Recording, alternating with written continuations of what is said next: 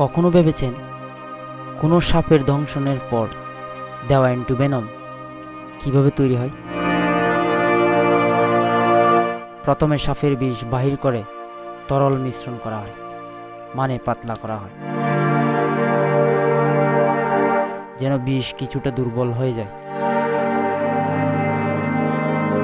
তারপর এই বিষ ঘোড়ার শরীরে ইনজেক্ট করা হয়, যেন ঘোড়ার রক্তে বিষের বিরুদ্ধে লড়াই করার মতো অ্যান্টিবডি তৈরি হয়। এর ফলে ঘোড়া অসুস্থ হয়ে যায়। কিছুদিন পর যখন ঘোড়া সুস্থ হয়ে যায়, তাকে আবার সাপের বিষ ইনজেক্ট করা হয়।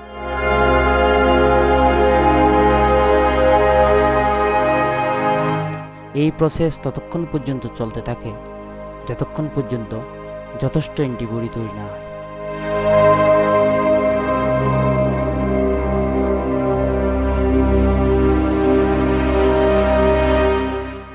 এরপর ঘোড়ার ধমনী হতে রক্ত নিয়ে ল্যাবে অ্যান্টিবডি আলাদা করা হয়।